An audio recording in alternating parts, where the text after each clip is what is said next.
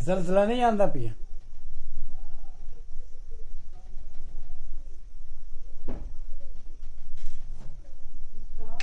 ਹੈ ਹੋਰ